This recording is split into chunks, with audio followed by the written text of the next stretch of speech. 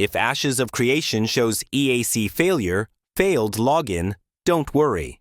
This usually happens when Easy Anti-Cheat can't start correctly due to permission issues, blocked services, or corrupted files. Follow these steps in order. First, close the game and launcher completely.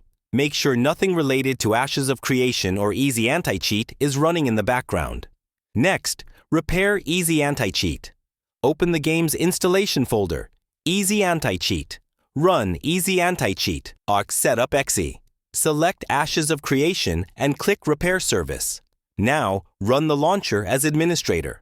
Right-click the launcher and choose Run as administrator. This fixes permission blocks that stop EAC from initializing. After that, check antivirus and firewall settings. Add the Ashes of Creation folder and Easy Anti-Cheat to your antivirus exclusions. Temporarily disabling antivirus can help confirm if it's the cause. Also, update Windows fully. Easy Anti-Cheat depends on up-to-date Windows security components. Go to Settings, Windows Update, and install everything available. If the error continues, verify or repair game files from the launcher. Corrupted or missing files often trigger EAC login failures. Finally, restart your PC and launch the game again.